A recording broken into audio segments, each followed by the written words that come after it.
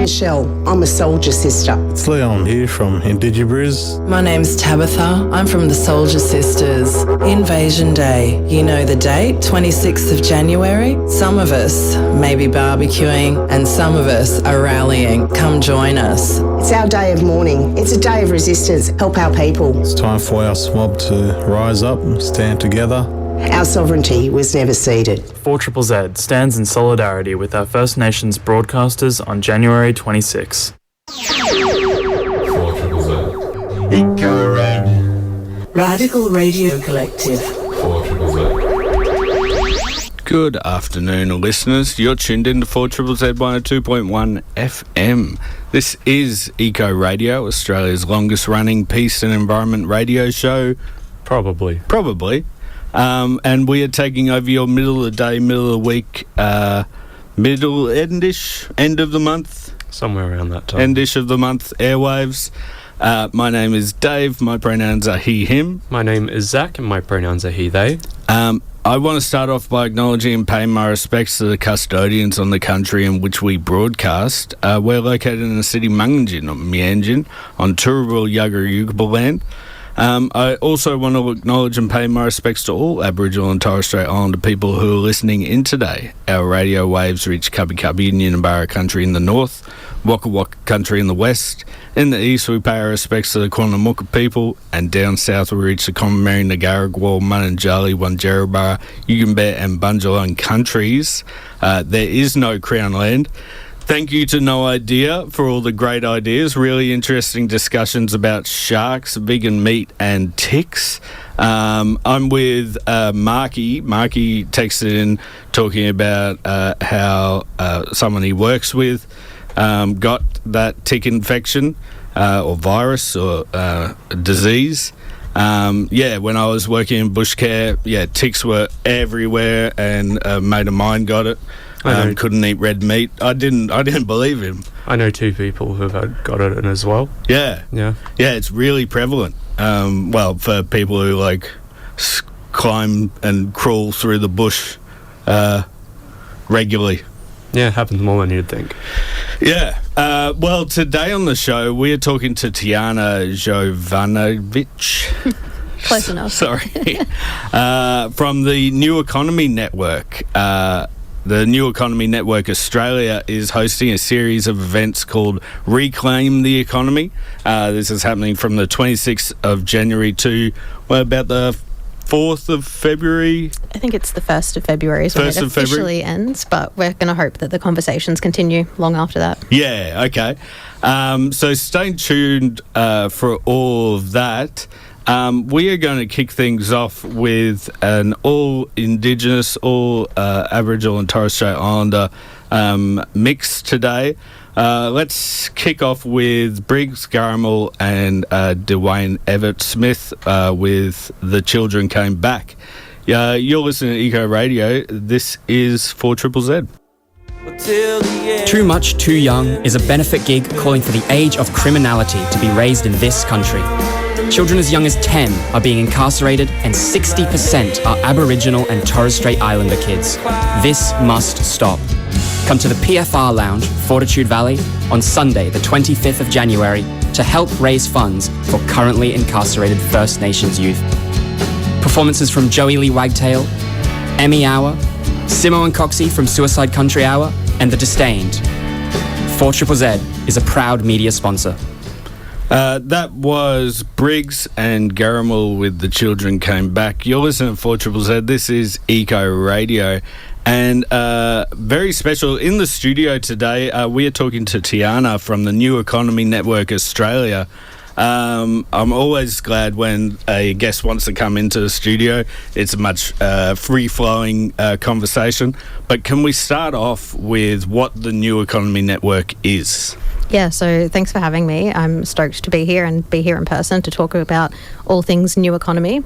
So the New Economy Network is a cooperative. It emerged in around 2015 out of a series of kind of academic-y conferences that were happening where people that were interested in kind of the ecology space and different social and environmental issues were beginning to kind of realise that the economy was kind of this big, elusive problem that was influencing so many of the other challenges that they were tackling, and they thought maybe we should be investigating the economy, the role of the economy, and how it kind of influences our lives, and if we can change it. And so that's how those conversations started. And then the New Economy Network Australia, or NENA as we call it for short, became a cooperative around 2020, and we're a member-owned or member-run cooperative, so we have hubs across the country that work on specific topics and issues and themes to do with building a new economy.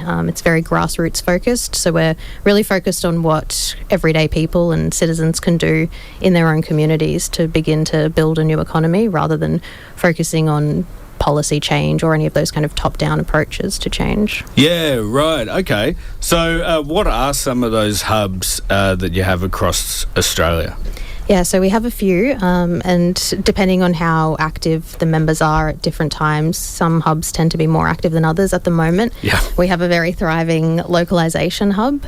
We work in partnership with Local Futures, which is an organisation that focuses on localising economies. Oh, okay. So that we have the localisation hub, we have a degrowth hub. Our co-founder is the convener of the Ecological Economics Hub, which is a really great hub that explores the role and the integration of ecological systems and the environment with the economy.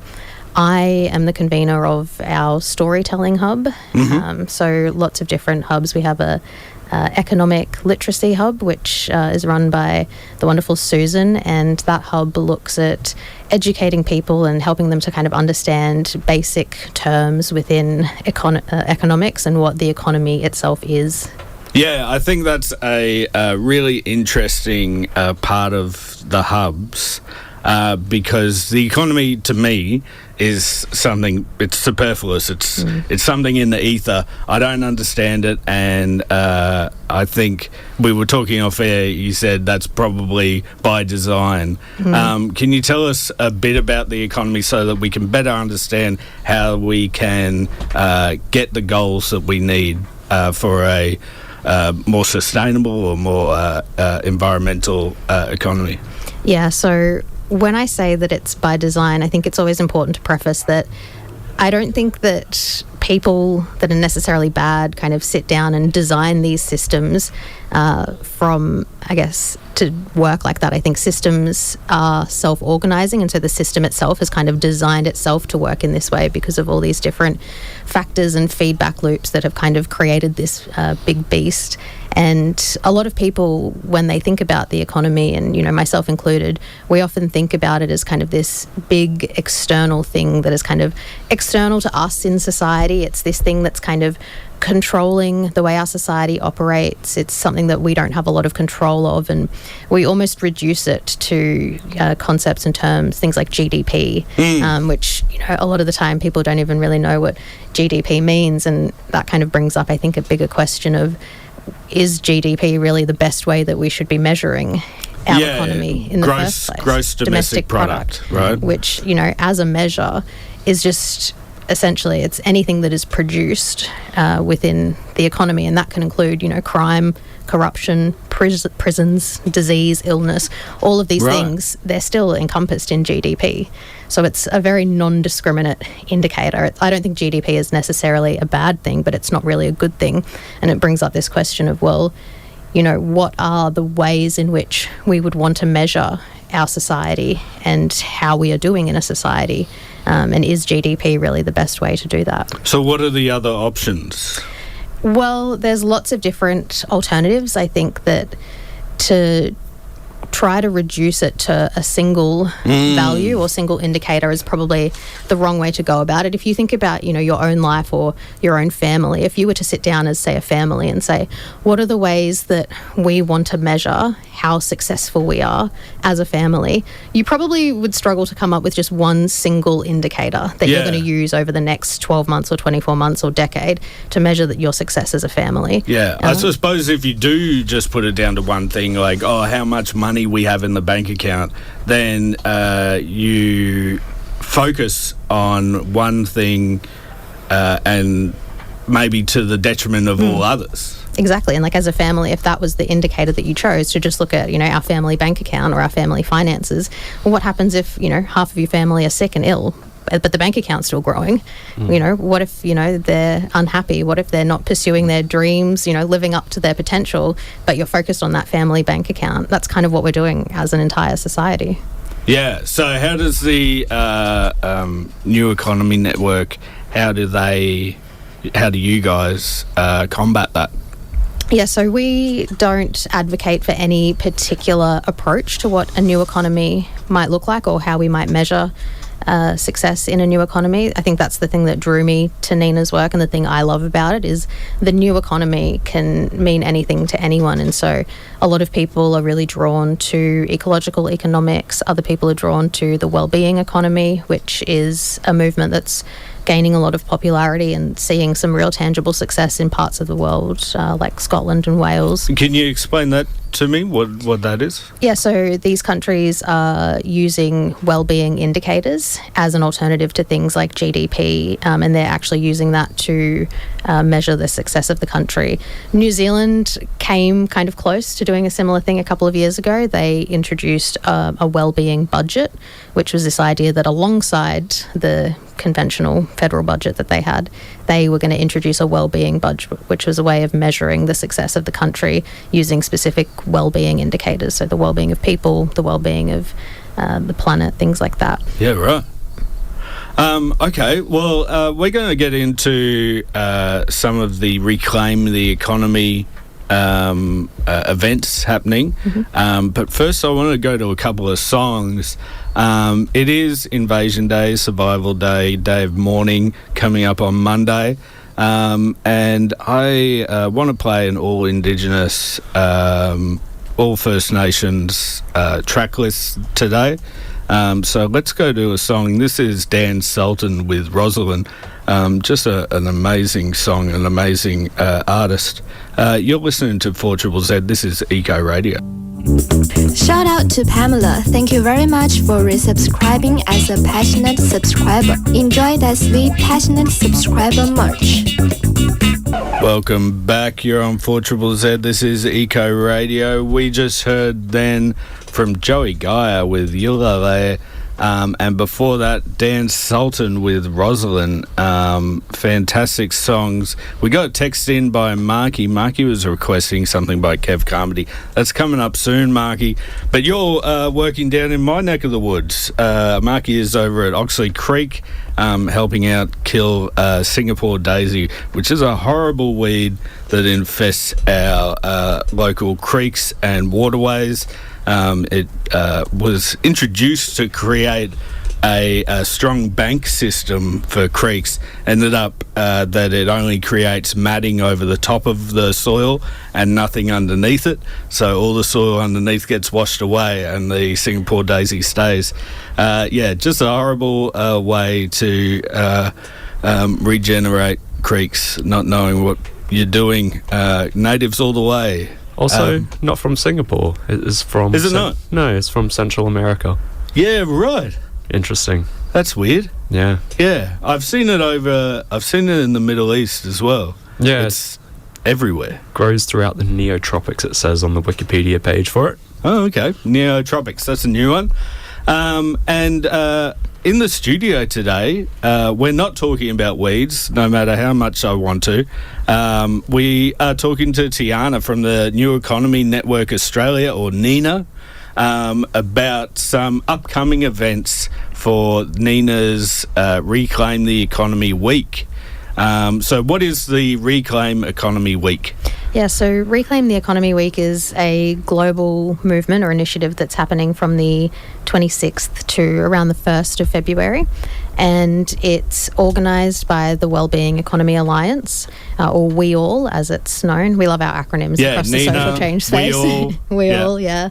And the Wellbeing Economy Alliance is focused on a wellbeing economy specifically, but they are sort of in the process of establishing themselves in Australia, and we have a lot of people from NENA are also a part of the emerging We All Australia organisation, and so we've partnered together for Reclaim the Economy Week, which is really just a week for grassroots initiatives and projects to kind of have a bit of a moment in the spotlight, I guess. And what we're focused on with NENA is really changing the conversation around the economy. And I guess, as the name suggests, reclaiming the economy is something that, is not this external beast that we can't control, but it's something that affects all of us, and it's something that we can all influence in our daily lives. So we have two main events for Reclaim the Economy Week. The first one is a storytelling workshop, which I'll be running. I am very passionate about storytelling. I did my PhD in communication for social change, largely because I was kind of fascinated by the role of story in the world of social change. So much of social change is really focused on policy change, politics, legislative change, things like that. And I was really kind of drawn to the idea that so much of it starts with story. Yeah. And the stories that, the stories that we tell ourselves about who we are as individuals, the stories that we tell ourselves about who we are as a country. Even if we look at our history, history is really just a bunch of stories that we tell ourselves about who we were in the past, and we can always reclaim those stories and we can begin to rewrite them, and we can also tell new stories about who we want to be. So that's what the storytelling workshop is going to focus on. Yeah, I have to agree with you there. I think we're playing a bunch of songs by First Nation artists at the moment, and what really turned it around for me, Australian society doesn't really interact with Invasion Day much, so I didn't really know much about it when I was growing up. But then you listen to some of the stories, Kev Carmody, Archie Roach, telling these stories in a really approachable and digestible way. And then you go, oh, maybe there is something going on, and then you start to read books, and it flows on from there. But first off, you got to start with those stories, or it does start with those stories. Yeah, and I think we can look at some really great examples. For me, a big one was when we talk about our history, and we often hear there's a new term, the Australia Wars. I don't know if you're familiar with. It looks at kind of the history of Australia, which used to look at how Aboriginal people were treated when we first, or when white settlers, like my ancestors, first arrived. And they've often been called things like the Frontier Wars. Yeah. But there's been this shift, and a really great documentary series called The Australian Wars. And it really kind of reframes this war that happened on this land as part of Australia's history. And we often talk about Indigenous history, but when we can kind of reclaim that as Australia's history and our shared history, I think that's a really important way of beginning to kind of change the story as well, because it brings us together, and it's not something that's, it's not their history, it's our shared or our collective history. And when we look to the future, we're not looking to the future for, what is the future for Indigenous Australia, it's what is our collective future going to be. Yeah, that's really interesting. So is that some of the points that you're going to be making in the storytelling event? Well, like most academics, I haven't fully planned how the workshop's going to run. Okay. I love to bring people together and kind of see what emerges, but I think a big thing that I want to focus on is this idea that there's kind of three main ways that we can tell stories about the current moment that we're at in our history, in humanity. One of them is to kind of focus on business as usual, which is to continue to tell the stories that we've been telling about, living in a growth society, and, the economy is good and we all just need to work harder, and, if we work hard, we'll get to where we need to go. But a lot of us kind of look at that story and we know that that's not a really accurate story about how things work. And then the second story is this idea of kind of the great unraveling. We look around and we think, oh, everything's starting to unravel around us. The earth is getting hotter. We're seeing rising inequality. We're seeing the environment being destroyed. Yeah, crumbling of geopolitics norms. Yeah. And that's, I think, it's an important place to get to, but to live in that story can be really disempowering if we're constantly just focused on the idea that we're in the midst of this great unraveling and everything's failing. It doesn't really inspire us or motivate us or empower us in any way to actually take action and create change. And so what I want to do is look at this third option, which is the idea that, we're kind of at this great turning point, and we can kind of acknowledge our history and look at what's happened and look at the way the world currently is, and then we can say, okay, we're at a turning point here, and this is a point where humanity humanity can come together and we can begin to build a more regenerative society. We can begin to come together and build the type of future that we all want to see. Yeah. And so reframing it in that way, I think, is going to be a really important part of the workshop. Okay, that sounds really interesting. Some of the other events you have on is a film screening of Purpose. Yes. Can you tell us about this and some of the speakers that will be a part of that?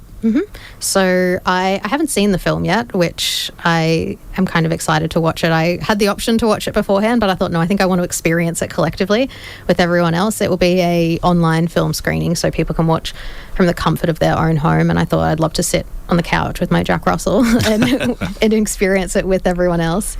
So the film screening of Purpose is a documentary, and it looks at kind of the rise of the wellbeing economy movement and some of the leaders in the movement, like Catherine Trebek, who is Australian born and spent a lot of time. She did her PhD and a lot of her research over in Scotland, and she's the founder of the Wellbeing Economy Alliance. And it looks at her story and how she kind of realised that there was an alternative way that we could begin to look at the economy and shape the economy, and that was through the lens of well-being and focusing on how do we build an economy or create an economy that serves people and the planet, and not the other way around, where we have people and planet in service of an economy. Yeah.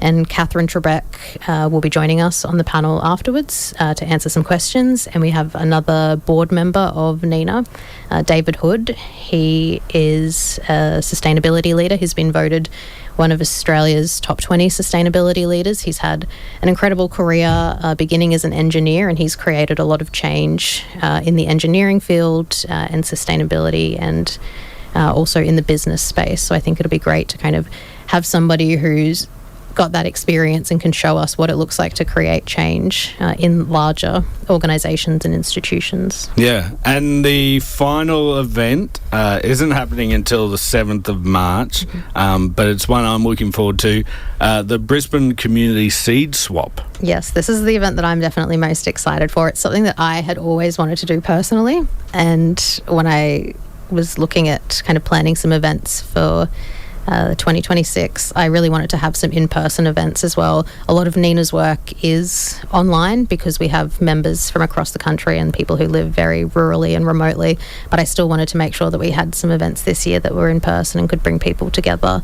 And I've always wanted to do a seed swap. It's essentially modelling a sharing economy in action. So there's no cash, there's no bartering. So you don't have to, go up to someone and be like, hey, I'll swap you these 10 sunflower seeds for 5 of your pumpkin seeds. It's nothing like that. Everybody brings their seeds kind of pre-organised into like little envelopes or little packets, and they're just put out for everybody, and you get tickets. So we're going to release the tickets in stages. So you might get 8 tickets to begin with, or a ticket for every seed packet that you bring, and you can essentially go around and just pick which seed packet you'd like to swap your tickets for. Yeah, okay. So what's the why have a sharing economy instead of a bartering economy? What's the thing that are opposed there? I think, bartering works in different contexts, but I think for something like a seed swap, it just makes more sense to kind of have people, I think, bring together their surplus and not have to go through that kind of awkward interaction. And, what happens if, there's someone and they don't want your sunflower seeds, but you really want their pumpkin seeds, and it reduces the whole experience to having to rely on kind of one-on-one swaps. Whereas when it goes into a collective pool and everyone can take what they want from that collective pool, I think it just makes the experience a lot more enjoyable. And do you think that sharing economy can grow from just sharing seeds to bigger things, sharing produce and sharing skills and sharing other things? Yeah, absolutely. I think the sharing economy model is a really great model for anything where you have people that are bringing resources or skills or any kind of capacity together, and they might not want to directly swap with one another. I mean, that's why humans invented money in the first place. It's so that, you didn't have to rely on somebody wanting your loaf of bread in order for you to be able to utilize their services or their resources. And that's why we developed, currencies for exchange. And that works in some contexts, but I think there are so many other contexts where, especially where we have an abundance and we can bring that together, it's kind of that example of, the whole is greater than the sum of its parts. What I can kind of contribute or share on its own might not look like a lot, but when everybody comes together and creates this kind of collective pool of resources or skills, then it ends up being so much greater than what we have on our own. Yeah. Oh, well, I'm really looking forward to that. That's going to be a lot of fun. We're talking to Tiyana from the New Economy Network, NENA. Let's go to a couple of songs now. We're going to play Kev Carmody with You Could Not Buy My Soul. This is 4ZZZ Eco Radio. You're listening to Eco Radio, the radio of the future. You are listening to Eco Radio, the radio of the future. Thank you for that one, A Small Child. What did we just listen to, Dave? We just heard then from Leon Namai with Goridula with Fight for Nature, and before that was Kev Carmody with Cannot Buy My Soul. That's going out to Marky, who is fighting Singapore Daisy at the moment in Oxley Creek. We are talking to Tiyana from the New Economy Network Australia, and we're wrapping up our conversation. But Tiyana, I was wondering, what are some practical steps that communities can take to build a better system? So many different things, and I think the thing that it comes down to when we're talking about the economy and changing the economy, particularly at a personal or interpersonal level, I'm always reminded of what Dr. Mary Graham, who's an Indigenous scholar based at the University of Queensland, says when she talks about Indigenous economies. And for Indigenous people and within Indigenous culture, the economy was essentially just the way that decisions were made. And if we think about the way that we make decisions, particularly as it pertains to things like resources or skills and things like that, there are lots of different things we can do. But I think the first step is probably to begin to tell new stories and reframe the stories and begin to think about things differently. In terms of some practical things that people can do, I think if we think about what it takes to get from the current, capitalist system, late stage capitalist system, to whatever the new economy is that comes next. The thing that I like to think about is, how is my life going to look like in a new economy, or how would my life look in a new economy, and how can I begin to kind of bring that into my life? And so I think about things like mending my clothes, and, buying secondhand clothes, or not buying things if I don't need to buy things. I think you guys have spoken to the team at the Brisbane Tool Library. I think that's such such a great example of, it's so easy for me to, run down to Bunnings if I need, to buy a drill or something. But there's really no need for me to contribute to this, hyper-consumer culture if I don't need to, if those tools and resources exist out there. I think another big part of it is really thinking about how we relate to one another. We're kind of told within a capitalist system that, in a capitalist democracy, we kind of have these like two roles. One is as, a citizen that votes. The other is that, we're a consumer, and our role within the economy is to consume. And I think if we can kind of shift the way that we think about ourselves, or the identity that we hold, as more than just a citizen consumer, but what does it mean to be a good member of the community? What does it mean to be a good friend, a good neighbour? And beginning to kind of make decisions from that perspective, I think is really key. Yeah, I think you're right in that the practical steps that we can take are possibly already around us. You're talking about the tool library to get, some sort of tool that you may need for a one-off project, or repair cafes that you can go to get your radio or, whatever it is, clock or whatever, fixed. Listeners might know, volunteer with Reverse Garbage Queensland, where you can get multitude of different products that were just going to go to waste, that are offcuts from manufacturing and stuff that you can use for little projects, and wool that you can darn your socks with and things like that. Possibly the things that we already need for a well-being economy, or for a non-consumer, I guess it's still consuming, but for a repairing economy, are already around us. It's just a matter of utilising those things. Exactly. Another, great example that I think, and I give this advice to anybody who's interested in, changing the world. I always say the first thing you can do is, try to grow something. Try to grow a plant on your balcony, in your garden, whatever it might be. I think that we can learn so much from looking at nature and the patterns of nature and the way ecosystems change and transform over time, and apply that to the way we think about how a society can change and transform over time. A lot of these individual actions that we might be taking, they might not seem like a lot when they're done in isolation, but they're kind of akin to, the seeds that we plant in our garden. Yeah. It's gonna, it's the seeds that hold potential for really big transformation.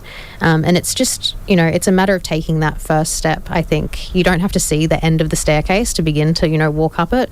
It's just about taking that local action, making those small changes in your life, and then beginning to look out and say, who else in my community is doing this? Who can I partner with? Who can I work with? Who can I volunteer with? And that's how change begins to kind of scale up. But I think we do have to begin with those individual choices and actions and stories that we tell before we can focus on change at a wider level. Yeah, for sure. I think, those are really great points. How can people find out more about the New Economy Network? So the New Economy Network, we're on social media. We're on Instagram, Facebook, LinkedIn for any professionals. We have a website. We have a new website hopefully coming, and a new membership platform. So a new way for members of the cooperative to connect with one another and really kind of revitalise a lot of our hubs, and a way to bring people together. So with our new membership platform, people will be able to connect with the people from across the country that share those common interests in, whether it's a wellbeing economy, degrowth, localisation, whatever it is that you're interested in. All right. Thank you very much, Tiyana, for talking to us here on Eco Radio. Thank you for having me. Yeah, absolutely. Any time that you have a Reclaim the Economy